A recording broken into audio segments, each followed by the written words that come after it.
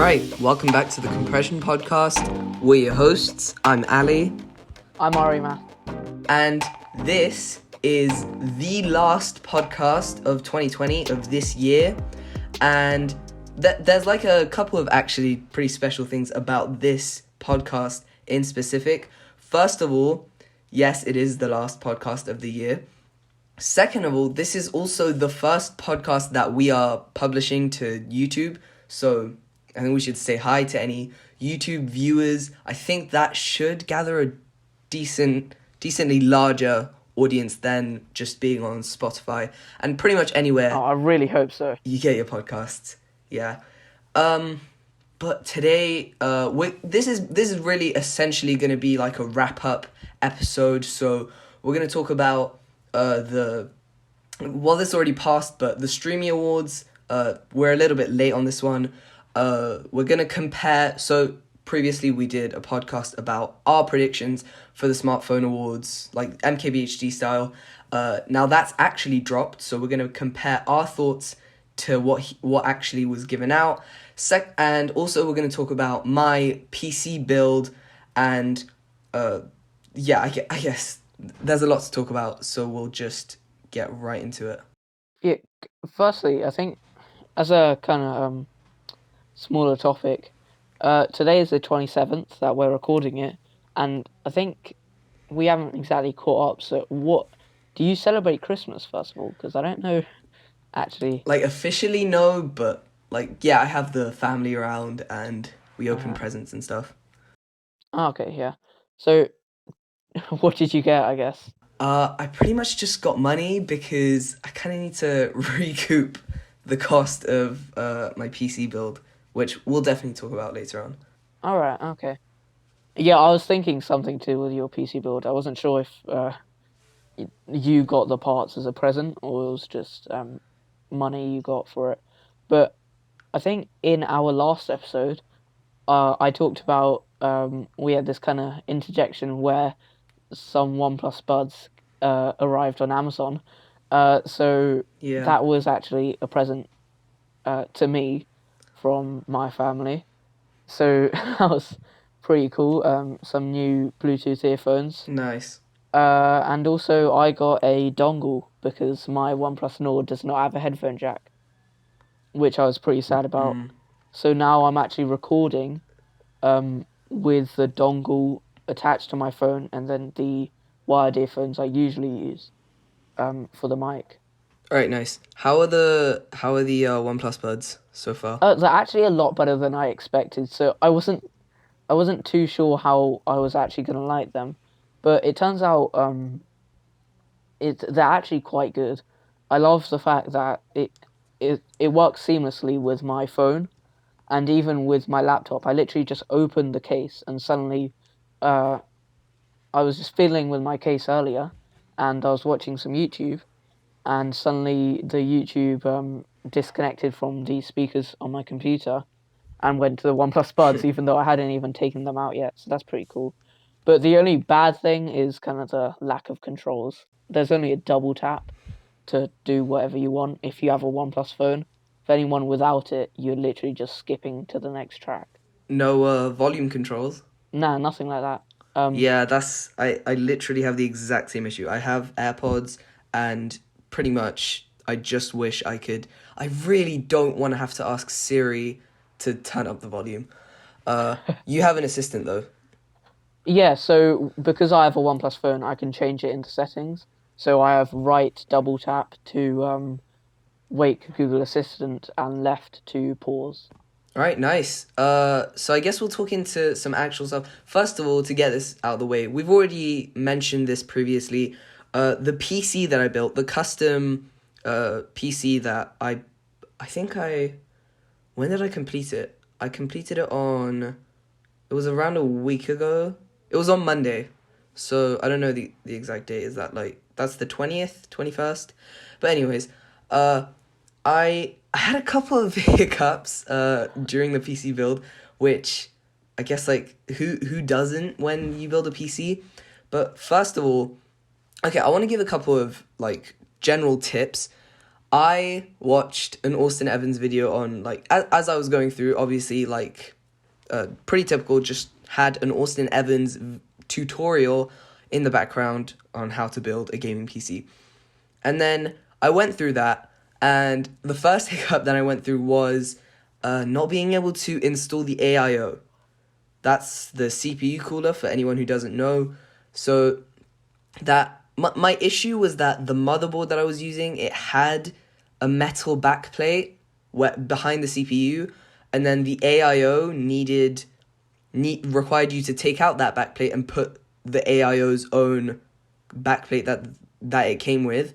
For anyone who's wondering, it's the NZXT Kraken M20 to M22.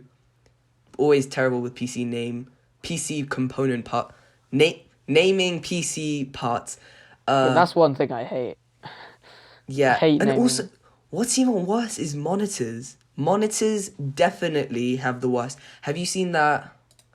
If I just bring it up, that Samsung ultra wide, it's like the 49-inch ultra wide, which the gaming monitor, it's by far the longest name I've ever seen. Yeah, you might as Here well it just is. memorize the URL for the page you're Yeah, on. yeah. It's like it's the Samsung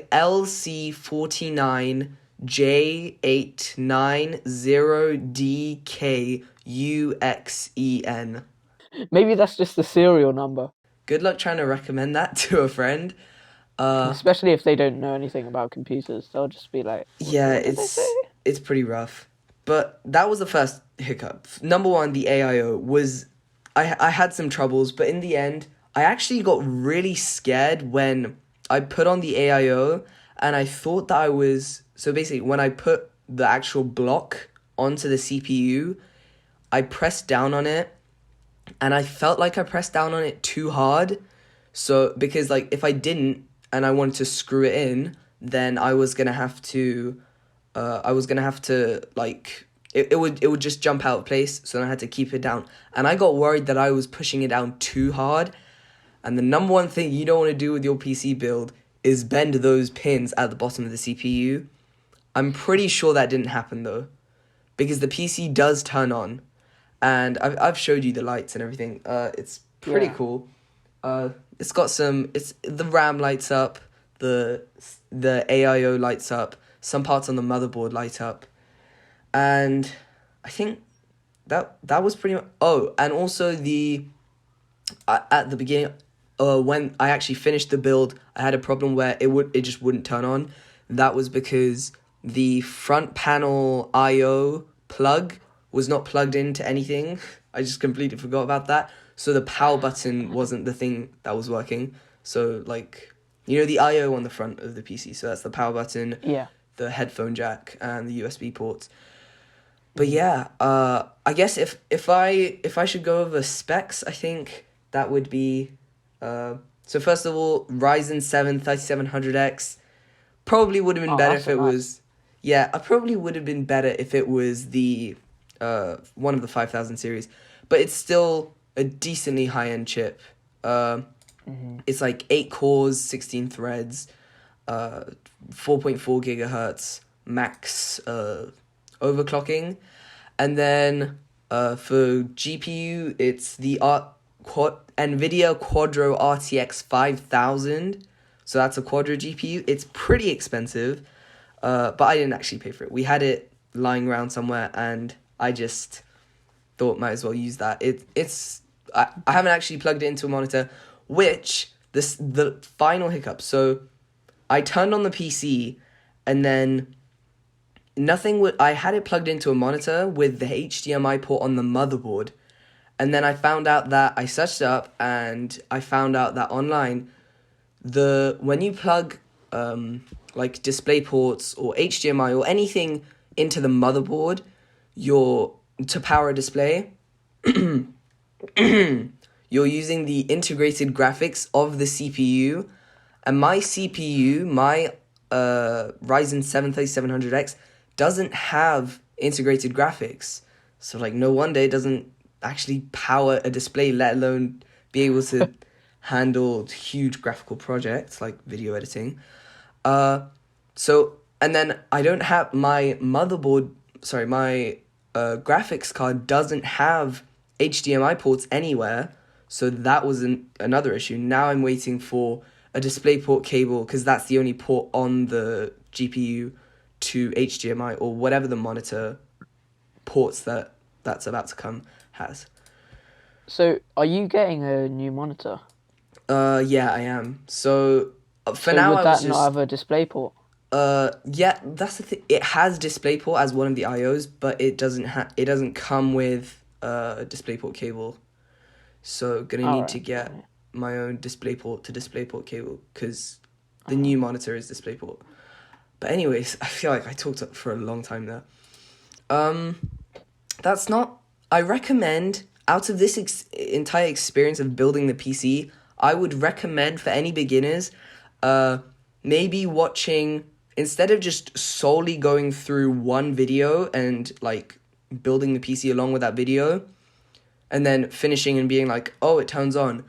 Go back and watch a completely different setup or building a PC tutorial where you can get so like you just get a little bit more in-depth information on like, oh, I forgot to put in this screw, or oh, this bracket isn't mounted properly, or oh, my fan orientation is wrong, or yeah, that's my recommendation. And also the whole problem with the PC not powering the monitor. Hopefully that helps. And yeah, I guess we can move on. All right. I guess one of the main things that happened in the is it last couple of weeks? Yeah, I think so. Yeah, we're not At that least late on it. yeah, since the last podcast, one of the main things that happened was the Streamy Awards, and those I don't think. Did you? First of all, do you know who won? Any I know a categories? majority of them. I know the main ones. I mean, like the main ones for us. So obviously, I know creator of the decade. Sorry, not creator of the decade. Just creator of the year. I know tech, and I know gaming. And I also know the learning and education. Those are the ones that I pretty much just was bothered to like click on the clip. Even though we're this late, it's fine. We love YouTube and we love the streamies. So I guess we'll talk about. Are there? How about you? Which ones do you know about? Which specific awards? I think everything, everything you just said, but also animated, which I know is Jaden Animations, and the instant influencer thing, James Charles. But that's about it. All right, I guess we'll just start off with the biggest one then. That's the creator of the year. It was, if you haven't watched it, I recommend clicking off right now and going and watching it because we're going to spoil everything now, but you probably have. And creator of the year is Mr. Beast. So, I mean, I love Mr. Beast's videos, man. He really puts effort into everything. Yeah, I wanna ask, do you think there was someone who maybe could have taken his spot instead of him? Honestly, now that obviously there were a couple of nominees that I would have. There was one specific nominee that I would have. That there was once a few specific nominees that I would have thought about who would have maybe taken the place of Mr. Beast. But in the end, I was pretty happy that Mr. Beast won it. I remembered how much this guy worked in 2020. So in specific, who am I talking about? So first of all, Charlie D'Amelio, who was one of the creators, I really thought just purely because she hit 100 million followers on TikTok this year. Yeah, Actually, pretty that's recently. she's a first, isn't she? Yeah. Yeah. Yeah, but Mr. Beast, man, I prefer, like, I don't, no offense, but I don't really follow Charlie, but Mr. Beast, I think I can safely say I've watched every video. Like, just Oh some wow. of these videos, man, like, I open a restaurant that pays you to eat at it. Have you downloaded the app? The Mr. Beast Burger app? No, I haven't because I didn't think he went to the Yeah, he UK. doesn't. I doubt. No, Yeah. probably doesn't. But like, and consistently, a super ridiculously high number of views, and he deserves it. He Yeah, really does deserve it. I think for me it's, even though I don't watch as many, um so actually I started when he was at like 15 mil subscribers or something like that, and it was just rapidly growing. Then Mm. I watched literally every video. But for me, I kind of feel like I'm getting a bit tired of the like, oh yeah, I'm just gonna pay you. But to be honest, I still find them really entertaining, and I think his whole model as a YouTube channel is, I think it's the first one to do it, and it's quite insane that he gets like 50 mil views every single video he puts out, and he puts out um like one every 2 weeks at least. And the amazing thing is that he's put in so much money into these, let alone effort. So there was this tweet, I don't know if you saw it, but he put in eight hundred Yeah, thousand I heard of dollars that. I was literally just gonna say that. for videos he didn't even upload. And I think that's like, first of all, that shows how much money he puts in and how much money circulates through from viewers from YouTube to him, then back into YouTube. Yeah, I'm just really Um, happy for him. yeah, and I think for me, um, Charlie D'Amelio, first of all, she did win. I'm looking at the all of the awards now. She did win Breakout Creator because obviously no one probably heard of her until this year. Hmm. So yeah, she didn't win nothing, but also I'm not sure what the nominees were for Creator of the Year, but I feel like maybe Someone actually who represents the tech community, maybe. I'm pretty sure Marquez Brownlee was one of the nominees. was he? Yeah, and there were a couple of other TikTokers. I think Addison Rae, maybe. Yeah, Um, but yeah. I feel like for me, one of the people who was he a nominee, PewDiePie? I really can't remember. I did watch it, and did you see? It was kind of crazy the way they presented the trophy. Like they had like a drone coming out, and they like the Oh trophy yeah, hung yeah, out, and they delivered it to his front door. Was that actually his front yeah. door? I mean, it was all staged, but yeah, probably was his front door. Yeah. Um, I I think PewDiePie, even though he's been controversial in the past, this year has been insane for him. And also like he literally with his Minecraft series, he managed to like rejuvenate Minecraft to another level compared to Minecraft Mondays. Yeah. Um, So like if you Minecraft is really a thing now. yeah, I mean, Well, it always uh, was. I'm not like yeah, it's huge no, again. as in like it dipped down in 2018, came back a bit in 2019, but um, as soon as he did his series on that, it's become insane, and his Reddit videos and everything. He's had. I don't think there have been any controversies with him. Yeah, I'm not.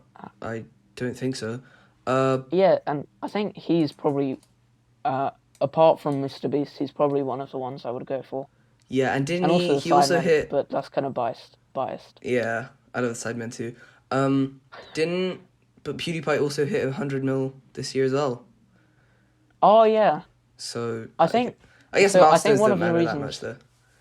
yeah, one of the reasons that he probably hasn't um been, maybe he has been nominated but hasn't won the award, is due to the fact, or due to his past, which I can kind of maybe not get behind, but I can kind of see where they're coming from. Yeah. But I'm just seeing like Mr. Beast has so many other channels. Like, I'm not sure if these are probably not all owned by him. I know Mr. Bro isn't owned by him. That's his brother, obviously. There's a Mr. Beast 2. There's Beast Reacts. I've heard of that one. Mr. Beast Gaming. Also Mr. Beast see that. Gaming, Watch that one. Yeah. Mr. Beast Gaming is probably one of the other reasons why, um, Yeah, that how one's he on was like actually, almost 12 million. yeah. I'm just looking at the, And he's also got Mr. Beast Shorts. Beast Philanthropy. I really haven't heard of like a couple of these. oh yeah, But Beast Philanthropy was the one where, so basically this is another thing to do with YouTube entirely. But MrBeast philanthropy, basically, MrBeast wants to invest in YouTubers. No, that's not exactly what philanthropy is, but like I feel like we should kind of talk about this. MrBeast tweeted out saying he wants to find a way to invest in YouTubers and grow their content, like invest in their content so that their channel can grow and all of that. How do you feel about that? I think honestly, I mean, obviously it's a great thing to do, but didn't he say that he like when he would die, he was gonna give all of his revenue or something, like all everything he makes off of YouTube to homeless people or something? He's super into giving money. I'm like, I mean, I don't really have any problems with that. That's amazing. And speaking of also giving money, he like this year also, speaking of another reason why he was creator of the year, he was pretty much one of the main leaders of Team Trees. Huge shout Oh out to yeah, Team Trees. So they yeah. did surpass their goal of planting 20 million trees in like less than a year, which is Mm-hmm. really great. But it was in collaboration with Mark Rober, which I guess a great little segue to uh, the category of learning and education. Mark Rober was the winner for that. I'm kind of happy he won because he goes a long way in his videos, even though he uploads like once a month. Like science takes a long time, um, so I'm happy he won. Yeah, maybe I should watch. Yeah, maybe I should tune into some of his videos. But I know mainly for the huge collaboration for Team Trees, which is really great. I think they're like higher than 21 million now. And then if all of those trees are planted 8 feet apart, they can cover the entire globe. That's great, man. But also, furthermore, we also talked about Marquez Brownlee, MKBHD. He did win an award. He won tech. So, I mean, great that he's representing the tech community. Obviously this is a tech podcast, so that's great. They don't really get deep into reasoning for the streamies, do they? Uh, not really. I think it's votes, isn't it? Yeah, true. So, uh, I'll just list. It's funny. I I mean, like just let's seen. just think of some reasons why it's him. I think he's probably the one that's maybe improved the most in quality, and he's like always making these leaps to better gear. He just got the new. Well, he didn't just get it, but early on in the year, he moved into a different studio, which Yeah, I saw is that video. huge. And I think like Mhm. the quality of his videos have improved immensely. He's been making a lot of videos throughout the year, so I think it's kind of justified. Also, iJustine was one of the nominees. Michael Reeves, don't know if you know him. Simon Gietz, I don't know him, and Stuff Made Ear. Um, The only two that I've actually heard of from that list were Marquez and iJustine. yeah, I know Michael Reeves and iJustine obviously, and I've heard of him. I've Marquez. definitely heard of him. Yeah, he's part of some house. Of course, you probably know Disguised Toast, the gaming. Mm, no, I don't. He blew up with Among Us. Basically, all of his videos are titled like all of his videos are titled like 10,000 IQ and all of that, and he's basically blown up. And also Pokemon, so they're Nice. all part of this one house, and Michael Reeves was invited there as well. All right, cool. Super happy for both Marquez and Mark Rober. But I think we should. We talked a little bit about gaming, so the other category that I'm pretty interested in is gaming. So, the winner for that was Dream, which I actually haven't even heard of again. I'll literally just search up his channel Wait, now. you haven't heard of Dream? I actually haven't. Um, 14 million subscribers. uh, Wow, he gets a can you please pretty great number of views. um can you search Can you search him up on Social Blade? Social Blade. Uh, Social Blade. I just Okay. want you to see Dream. and then look at maybe views or subscribers like over the year. 141 million views in the last 30 days. So he started at on September. So he blew up this year. Yeah, he blew up. So he started at 600. I don't know. December he had 85,000 subscribers. He's blown up to 2.6 mil. What? And he doesn't even show his face. Alright. Sorry, I was looking at the wrong thing. But yeah, in the month of August he got 2.6 mil subscribers. And I can't believe you've not heard of him, especially if you watch Mr. Beast as well. Because okay, so basically he had this the thing that blew up was this Minecraft Manhunt series, which is most of his videos on that channel. And that yeah, and he's now like known as one of the smartest players in Minecraft. He has world records. One of them actually just last week was so he's actually been accused of cheating. I'm not going to get into it because I don't think just because you don't know him, it's kind of. But yeah, I mean he's huge. Mr. Beast loves him. Yeah, I just can't believe you haven't heard of him. Even in Sidemen Among Us videos, Dream was there, I think. But yeah, I think Dream definitely should have won because he has found out a way to blow up. Like, I think he's used the algorithm so well to his advantage. He definitely deserves to win the gaming award, even though controversies aside, this happened before the Dream cheated thing. So. Cheated? So he does speedruns. So Minecraft speedrunning is basically so you try to beat the Ender Dragon as fast as you can. He had Right, yeah. I think it's Yeah, I've heard of fifth that. place speedrun, and Mm-hmm. so one way to get Ender pearls to get to the end is by trading with these piglins in the Nether, and apparently there was like 1 in a trillion chance to you have better odds winning the lottery um, 3 times together, consecutively, than getting those odds. Basically, it's kind of hard to explain, but yeah. Alright. Yeah, the more you talk about him, the more I'm like getting reminded of. I guess like it's ringing more of a bell.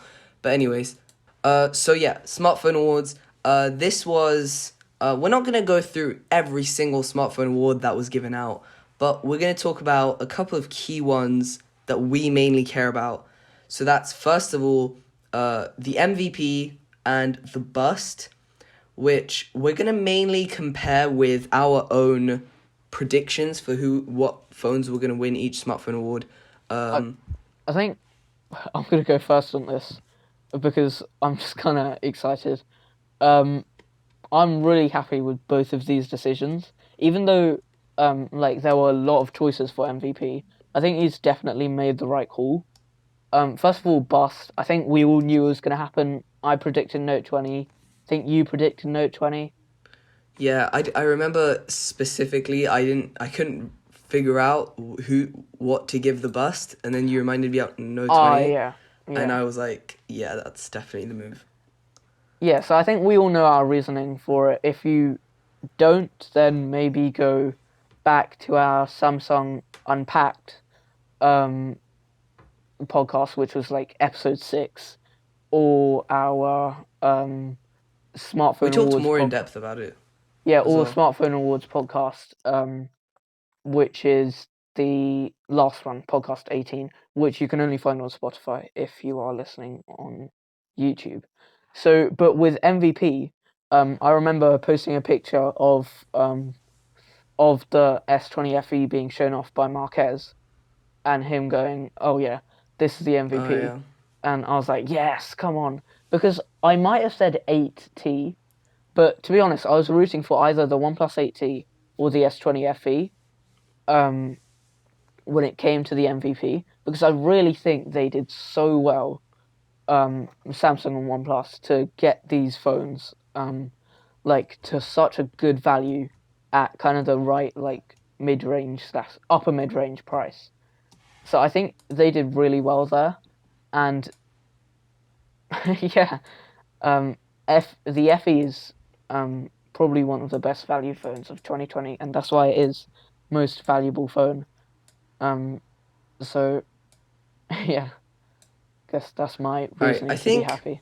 definitely S20 FE was one of the phones that was definitely I guess a nominee, you could say, because it's pretty simple. It made, as he says in his video, it made the Note 20 look stupid.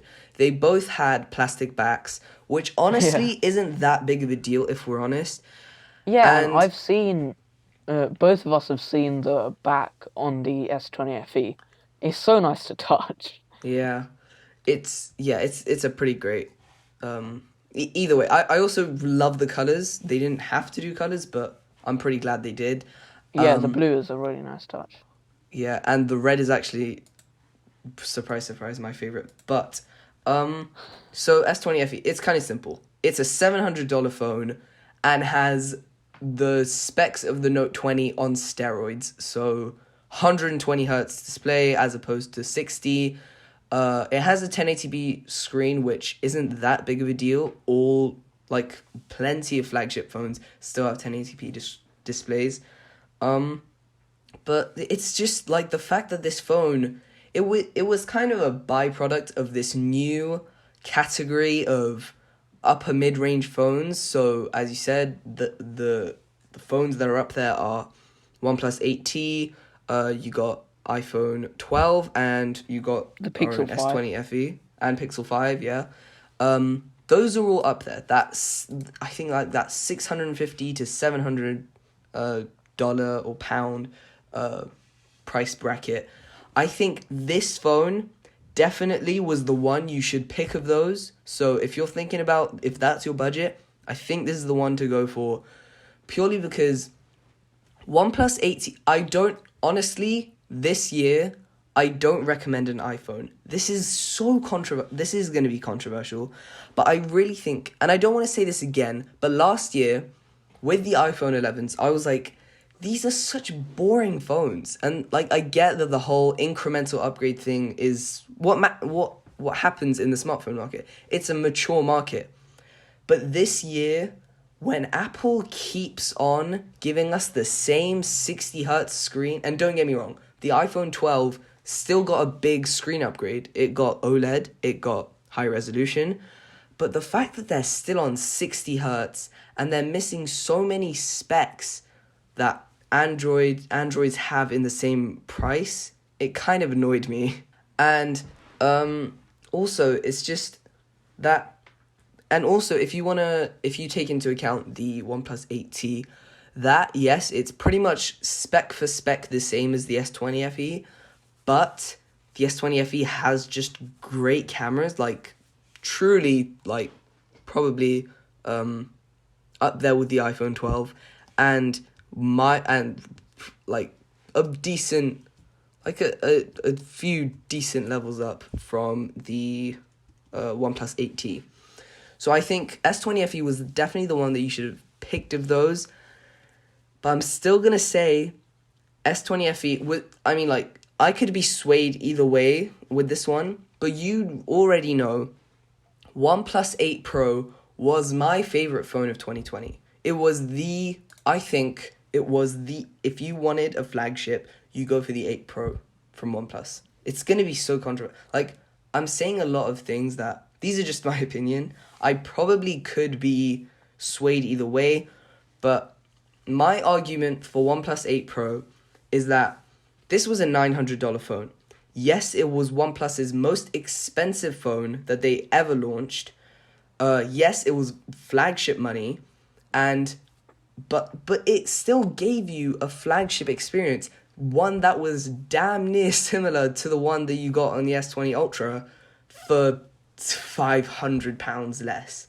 I think that was Yeah, great. I think OnePlus all round they've probably been the best smartphone company. This again might be controversial, but they've probably been the best smartphone company in my eyes this year, in terms of their 8 Pro, like you said, being probably one of the best value and just a really good flagship phone. The 8T being a good, probably a runner-up to the S20 FE.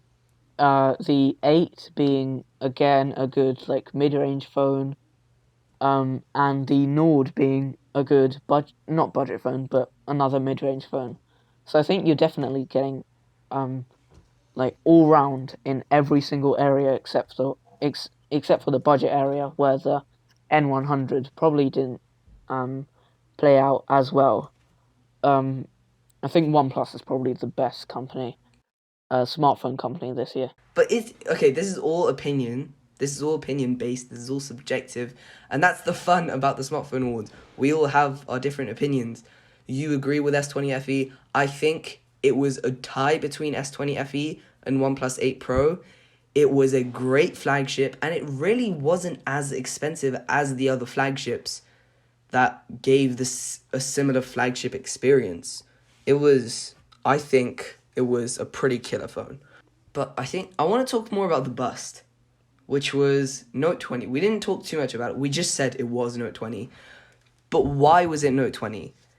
I mean, obviously, yes, it was the terrible value for money, truly terrible value for money, where you had the plastic back. It was 1080p, it was 60 hertz. 1080p, honestly, not that bad, but the 60 hertz, and it was pretty much just like the no expandable storage, and it was just a terrible value for $1,000. But he also mentions in his video, Marquez mentions that you can find the Note 20 for, like, I don't know, if I search up on Amazon right now, Note 20. It starts at £800 for the 256 probably. Version. I don't know if there's a lower... there's no lower thing. So if you want 256 gigs, that's £800 on Amazon UK.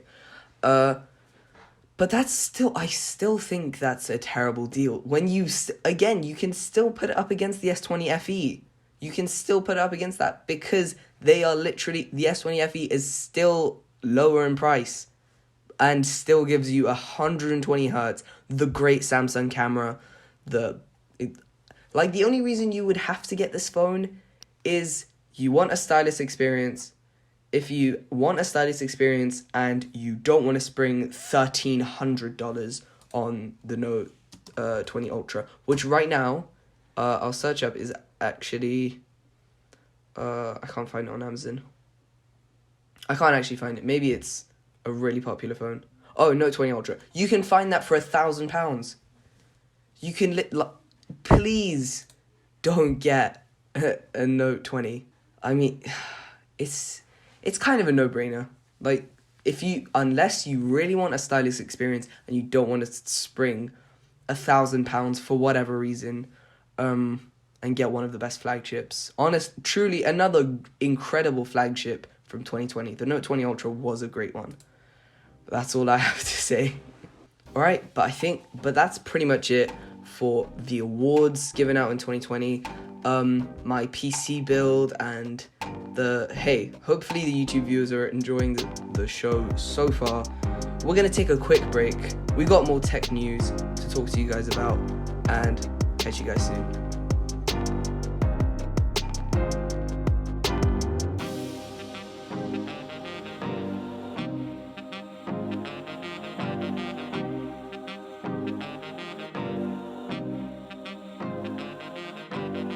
Alright, welcome back, and we're going to talk about some slightly smaller tech news. So this one, first of all, you might have seen on Twitter or even like Verge articles or something.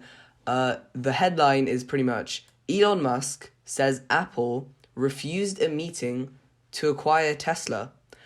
I'm not gonna pretend I know everything about this thing. So I'm pretty much gonna rely on you to give me most of the information about this. First of all, I kind of want to say, for me, it sounded like Elon Musk. Uh, Elon Musk was denied an interview for Tim Cook to acquire a Tesla. It's the whole company, Tesla. Yeah, yeah. Um, so yeah, I mean, there's not much more to it. Basically, Elon tweeted, um, talking about like Tesla and what they use in their cars, and the technology in it. So he tweeted out saying, "Strange if true." I don't know. To be honest, he just tweeted out something that's not exactly relevant to what we're talking about now. And then he, in that same thread, he replied to himself and said, "During the darkest days of the Model 3 program, I reached out to Tim Cook to discuss the possibility of Apple acquiring Tesla for, in brackets, for 1/10 of our current value, and he refused to take the meeting." So That basically, was clearly a mistake. yeah. So I was just gonna talk about this. So at the time, Tesla was valued at $60 billion, which is 45 billion pounds, in the UK, and now they're worth more than 10 times that, so 600 billion, whatever. Um, so yeah, as you said, that's a huge it's a huge mistake from Tim Cook, and I wonder. I just kind of want to play out the possibility. What would happen if um Apple took over Tesla? What do you think would happen? I think it's kind of simple. We would have seen an Apple branded car. No grills, charges via Lightning, and no quick charger included in the box. No, I'm just kidding. But honestly, I would say, it would. Definitely, obviously, if we're gonna see Apple take over Tesla, first of all, it was probably because the. Well, do people working at Apple really know how to handle a car company? I'd say that they'll Like, probably be able probably to not, hire if we're people. honest. I mean, if they're buying uh Tesla, then they're probably buying their employees as well, or some of them at least.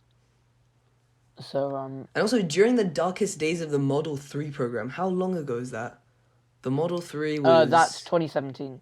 So he went, um yeah, so he approached Tim Cook in 2017. Um, was the Model S was the first Tesla that Tesla released, right? To be honest, I'm not And like, then they came out with Model 3 and. yeah, I don't know that much about cars actually. But I think for me, I would actually think of this more like Beats. So what they would do is they'll continue um to put out Teslas, but just nerf them slightly each year, and then just come out with their own huge Apple Car Max, um which will probably take the cake of Tesla's market share. That's what I would see happening, to be honest. I thought you would, like, along the lines of Beats, I thought you were going to go towards the direction of, so Apple is still a standalone company, but they acquire Tesla, and then Tesla's doing their own thing, but then there's a couple of things that, like, a couple of technologies in the car which actually help the iPhone sales. So, like, oh, I've got an Apple car, I've got a Tesla, which is now known as an Apple car. Now I'm gonna need to get an iPhone every year because the integration is so strong. So it would probably be another lock into the Apple ecosystem. Oh yeah, So that's I basically, didn't. maybe you have like really good, well integrated Apple CarPlay, or maybe it just looks really good with all your Apple products, or maybe it does charge via Lightning. Yeah, I didn't exactly think of that, but I was kind of thinking along the lines of, yeah, Tesla's a standalone company, but Apple creates a car based on like the technology from Tesla. But that's yeah, you're locked into the Apple ecosystem. That is, if this were to happen in 2017, that is probably one of the main things that Apple would focusing on. Like, how could we integrate this into the Apple ecosystem? Maybe a MacBook Yeah, it's holder. just like what Yeah. also maybe like you can control your car from your iPhone, but just like how Tesla makes the app Yeah. for the car, but also on Beats. So like Uh-huh. Beats has, because they're working with Apple now, they have, well, working for Apple, they have the H1 chip in pretty much all of their new Beats products, which is again a lock into the Apple ecosystem because it's amazing how well they work together. But then is it a stretch to do that with a car? With a car which costs north of like £50,000, is it really is it really normal to be like, oh, I'm gonna get this car because it ties in with my £1,000 phone? Because those things don't really seem to be on the same scale. I think it's more I'm gonna buy this phone because I have this car, but also I feel like Apple could get away with it if it was the other way around. They are such a huge company. Anyone would, if they a lot of people are probably looking to upgrade cars. Now due to even in London being taxes for entering with a old car that uses fuel instead of electric. So I think they would definitely get away with it Yeah, when it comes to it. But obviously this is all hypothetical. No one's buying anyone anymore. yeah, yeah. But also like, does with Elon Musk tweeting this, is he sad about it? Is he sad that Apple denied it? I mean, I guess No, he. I highly doubt it. I mean, Oh I right, feel sorry. like he's just His company blew up. No, he's not. He's not upset yeah. about it. I don't. Yeah, SpaceX wasn't around back then, was it? All his other companies. I think. When was SpaceX? I mean, I feel SpaceX. like I sound dumb. When was SpaceX founded? 2002. Okay, we're way off. Oh my gosh. Wait, Elon bought SpaceX. He didn't found it. He wasn't the founder of it. Yeah, but I'm not sure what the story is behind SpaceX. All right. Founder Okay. of SpaceX. Yeah, it's Elon Musk. So Tesla was after SpaceX. I'm so confused. I feel Anyway, like an with the idiot. I'd just like to say What? with the story, so the reason he tweeted about this is because there were reports of Apple working on a driverless car. Um, um, and he said so. Yeah, Oh so he was right, I've seen that. replying on a chain about how Apple was looking to produce a passenger vehicle by 2024 with new battery technology. So I mean, that's something to look forward to in the next 4 years when we make a podcast about what we're going to see in the um, in the Car. Apple car lineup. Yeah. What would they Yeah, call it though? Apple The Car Apple Max, car. Apple Car Pro Max, Pro Apple Max. Car. They'll go from the Apple Car X to the Apple Car XII, then the Apple Car XIII. Apple Car Mini. Apple Car Sport. Anyways, we're getting wild with our imagination. But I think that's it for this short little story that we wanted to talk about. It's pretty interesting. We saw it on Twitter and we wanted to share it with you guys.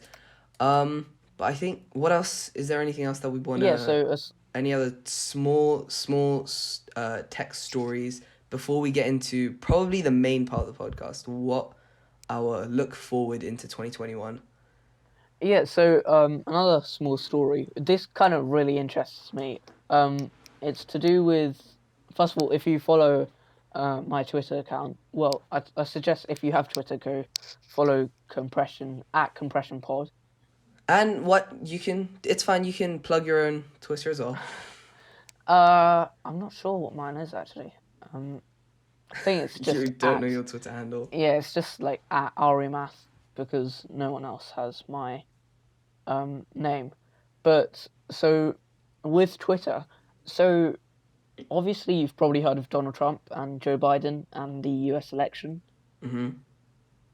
So when it comes to changing power, there's also accounts that get turned over to the other person. And one of those is the Twitter account, the official presidential Twitter account. And basically, what Twitter has said, um, they they announced that I have it here somewhere that Donald Donald Trump's official presidential account will be wiped basically before the handover to Biden. So it starts with 0 followers, 0 tweets. It will just be a completely new account. Now, I just want to ask, like, so first of all, a little bit of backstory as well. Twitter agreed to Donald Trump's request in 2016 to inherit Obama's millions of followers on that official account. So why do you think that's a good idea? I guess like the the main reason behind it is probably because they're assuming most of Obama's followers are probably the same as Trump's, which is true, Is but it? I guess so.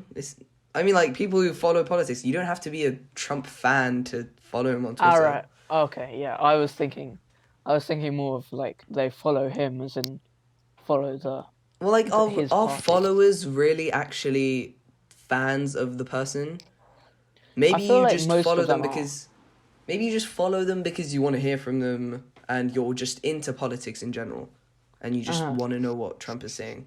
I think it was the right thing to do, even Yeah, though I think plenty of people didn't like Trump. But the weird thing is that everyone, what if people just don't want to follow Trump and then is there like an opt-out system, opt-in, opt-out, where like you just like the next day you just happen to be following Trump?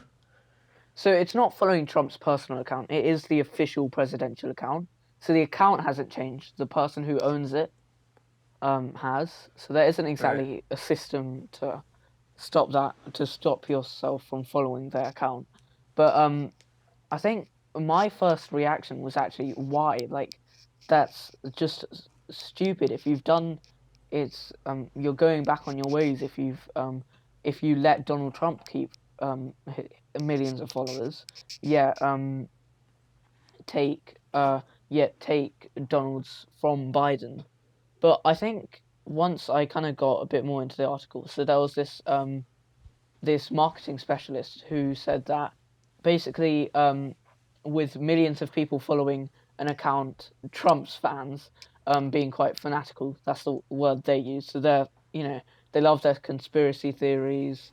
This might get a bit too political, but like there's a lot of hate around this new like era of politics in the US, and I think and this is what they've said at least. The With these people who love to spread hate speech and all of that through Twitter and social media, they've decided to wipe the account of followers so that Biden can start fresh without any of that hate, so that people who are actually interested in the official updates can actually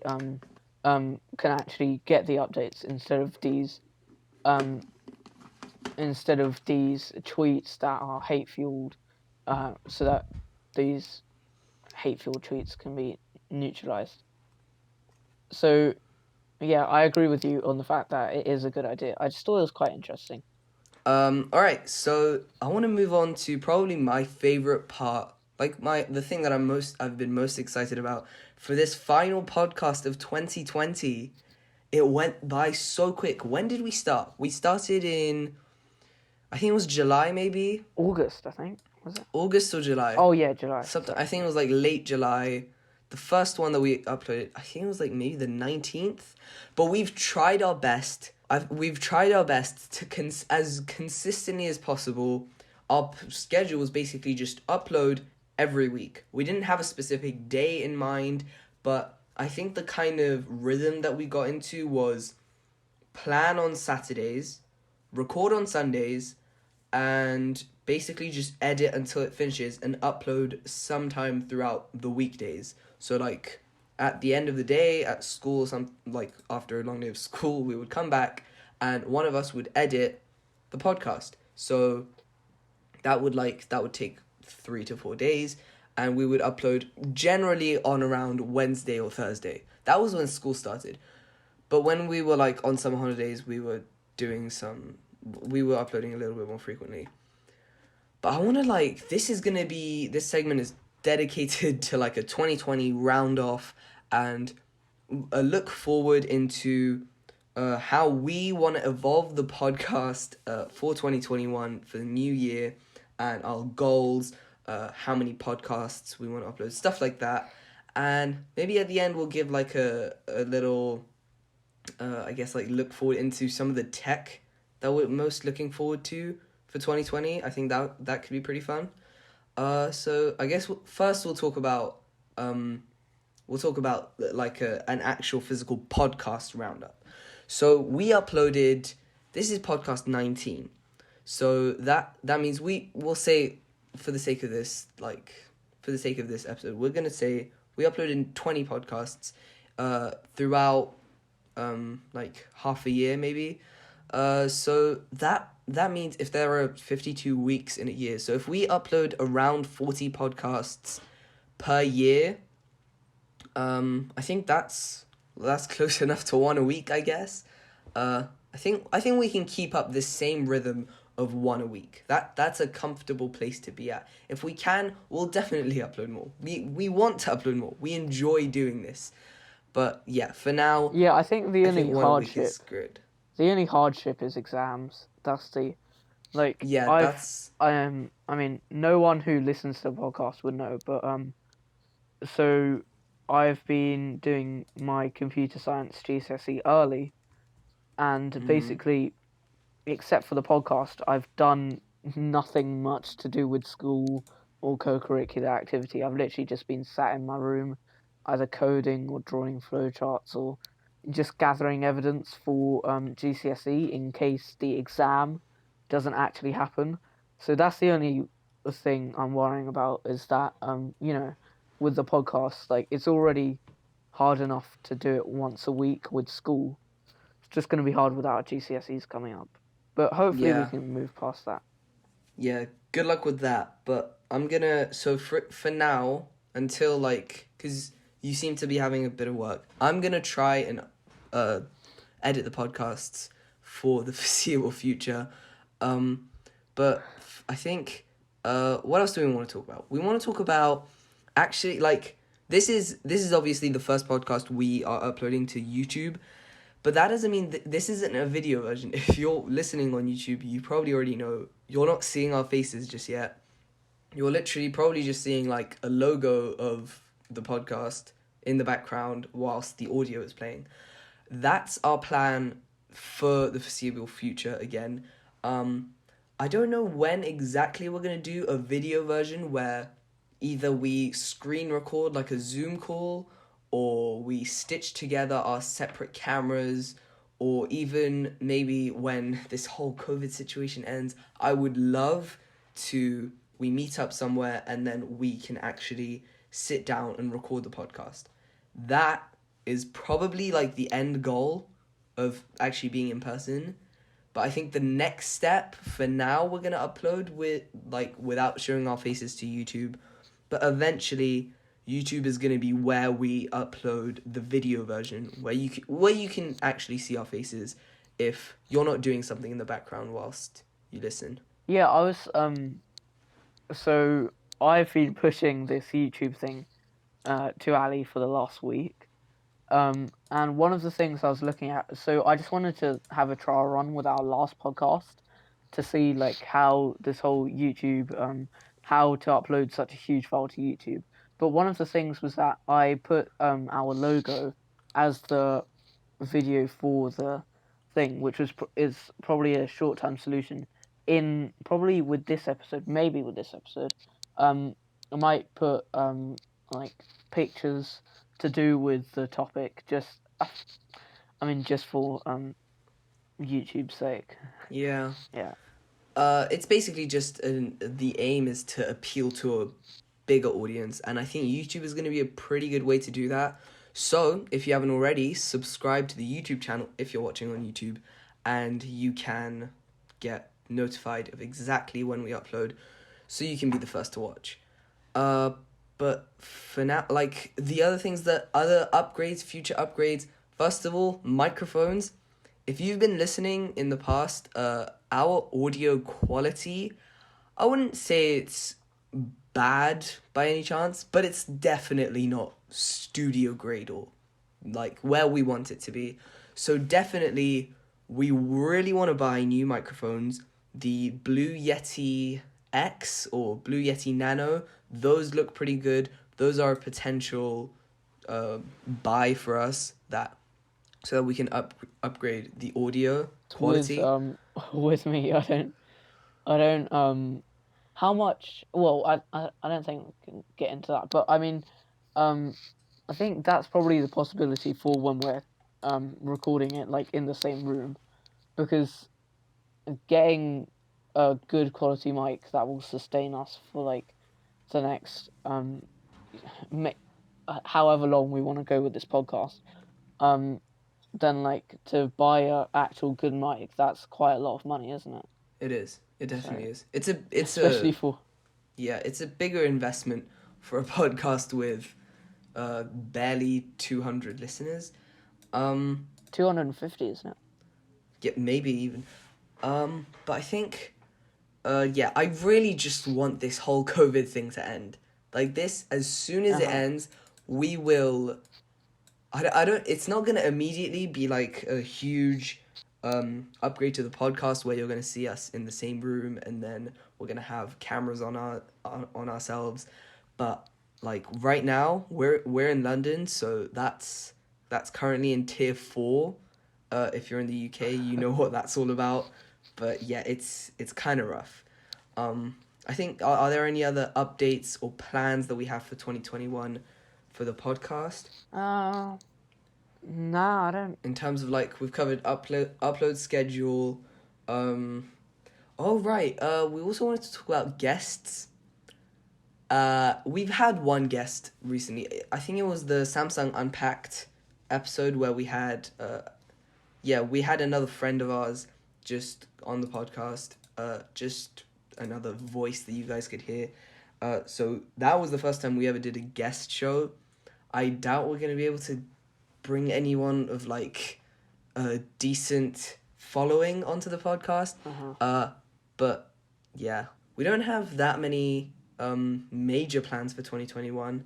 It's pretty much just improve quality, increase upload schedule, and I guess that's pretty much it. Yep, I'm nodding my head right now, but yeah, I completely agree.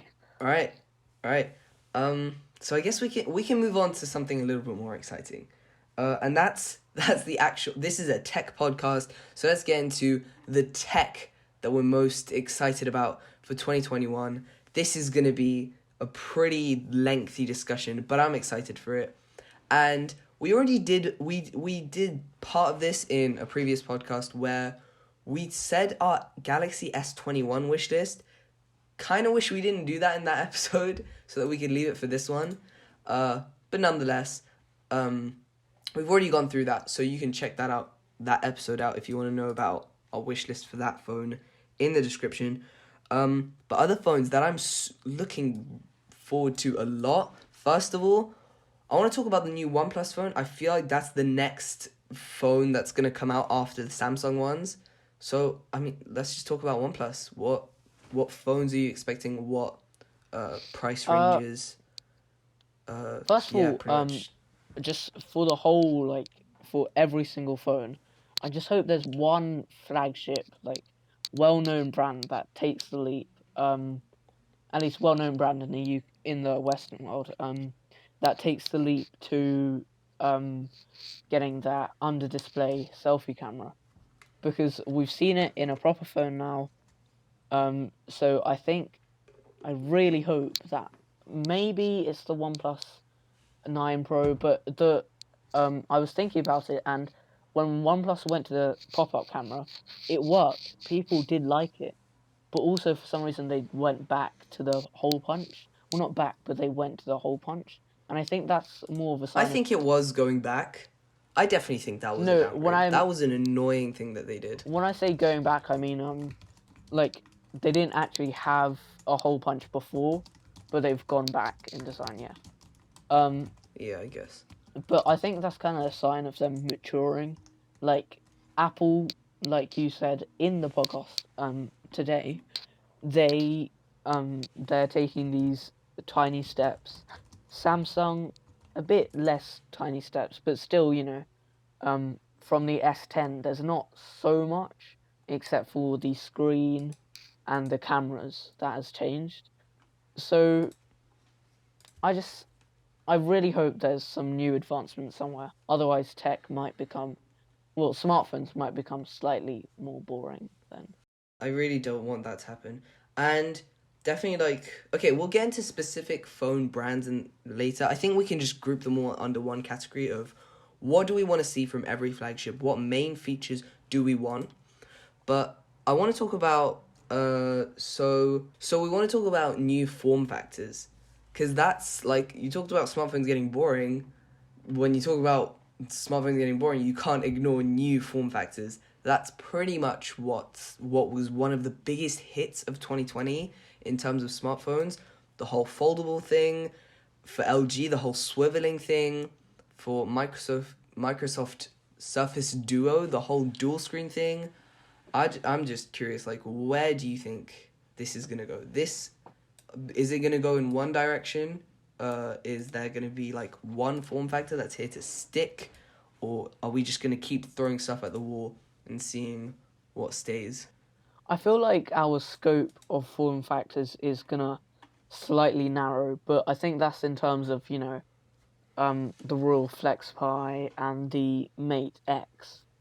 But with the Surface Duo, if they are able to, we don't need that thin um of a body if you're gonna have that terrible hardware. So if they manage to get up to date hardware, actual good hardware, then I think the phone will actually succeed in its aims, and I think that form factor will finally work.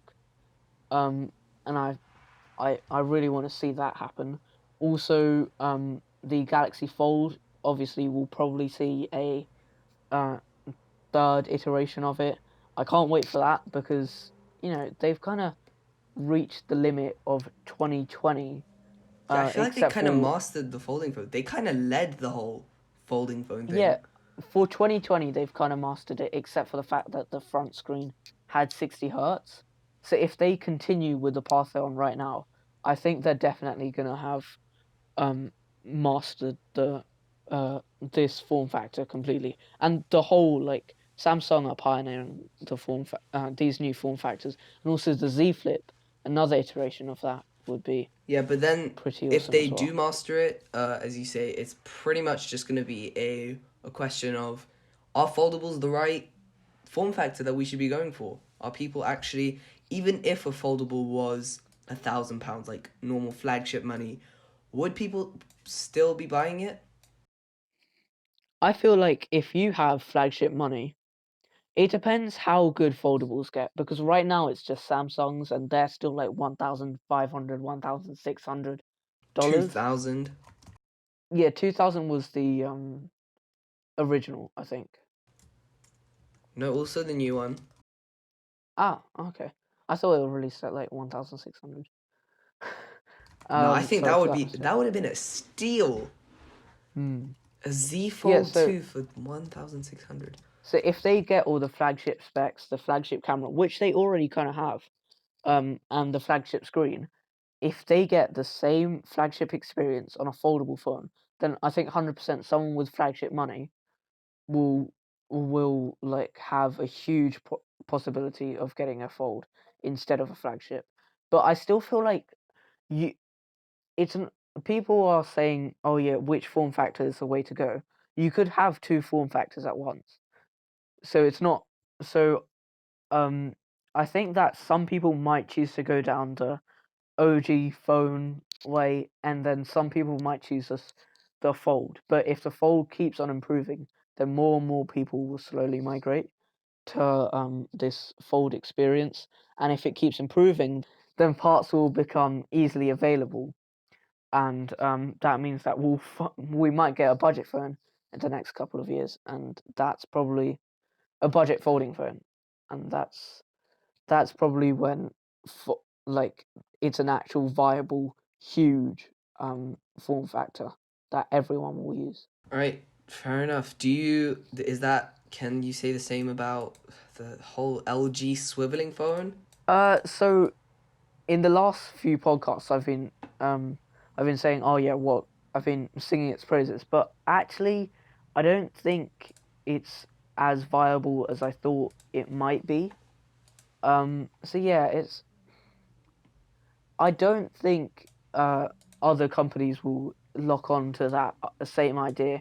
Oh yeah, we want a swiveling form factor. I think they'll go with something that now there are two iterations of. There will be three, and then there will be the Galaxy Flip as well. So I think the Galaxy Flip form factor slash Razer slash Motorola form factor, that's going to be one form factor companies are going to aim at, and then the other is the normal Fold. So I think LG might go for a swivel too, but I just don't think it will be one of the main form factors of 2021 and the future. Yeah, like not to be a downer, but I really don't see the swiveling thing going too far. I really don't want to say that about like new form factors. I want to let them like stick around for a while, see what actually happens. But honestly, my 2 cents is this isn't that much of a like in terms of usability. I'm not too sure about the whole swiveling thing. But if that's as far as form factors go, now we can go more in depth onto the normal flagships, because I'm pretty sure they're going to stay for at least 2021. What spec sheet are we looking at for the standard Android flagship? So what you're going to see from OnePlus, So Samsung, For stuff like Samsung, that. it will be the Exynos chips, and I mean, hopefully it'll be better than this year. I mean, we've already seen leaks and scores on it, so hopefully it's gonna be as good or better than the Snapdragon 888, which is the second that's probably going to be the gold standard of fold, fo- four flagship phones in the future. Well, not the future, but 2021. Um, yeah, and then the rest, I don't think we'll probably see more RAM. I think that phone companies have finally understood that we probably don't need that much RAM, as like 18 gigs or something. So I think software optimization and just the software skin in general, that's going to be the thing to improve on in the next coming years. Yeah, but that's going to be something that, like, even the past year's phones are going to get. But if we're looking actual specs, I do love some, like, high-end specs. So I'm really excited to see how the Snapdragon 888 and 888 Plus are going to stack up against the A14 from Apple, which is probably the one of the other champs when it comes to chipsets in phones. The first one that we saw with that chip was a Xiaomi phone. I forget what it was called. But the Samsung phone, I'm definitely excited to see how that performs. The Samsung Note 21, if they're gonna call it, I'm really excited to see what they're gonna do with the Ultra, and I'm also really excited to see what they're gonna do with the whole regular Note 21. If it's gonna be the same mistake that they made last year, I'm really hoping not. Probably not. I hope they win I hope they win the most improved award, Yeah, definitely. because I mean that's kind of the pattern with the Pixel 4 winning the bust and the Pixel 5 winning the most improved. True. Hope it's going to be Note 20 bust, Note 21 most improved. Yeah, but as like, what else is there to talk about future phones? Budget phones. You're probably looking at Pixel 5a. You're looking at... I doubt the iPhone SE is going to see a refresh anytime soon. I don't know if you're going to see another OnePlus Nord 2. I'm actually... That's something I'm excited for. The follow-up to the Nord lineup. I know we're talking about, like, what you're going to say, the N10 and N100. But, like, those are pretty low-key phones. Yeah, I think the Nord, the the actual the actual follow-on from the Nord, that's gonna be the one to look out for, as well as the Pixel 5a, like you mentioned. The Pixel 4a, probably one of the best budget phones as well. So I'm really looking forward to this to the Pixel 5a, because with the direction they're heading, I think it's going to be really good for really good value, and probably going to win an award at the end of the year for the smartphone awards. Yeah, but pretty much I'm just going to end it off by saying, Apple, high refresh rate, please. iPhone 13. You got this. But yeah, I guess we'll pretty much end it there. For the last podcast of 2020, I'm looking forward to 2021 a lot. I don't know about you. I think you are too. It's going to be... I really want to start this year off on the right foot. Hopefully getting rid of the whole COVID thing. But I think we'll end it here. Happy New Year. Merry Christmas to anyone who celebrates. And we'll catch you guys in 2021.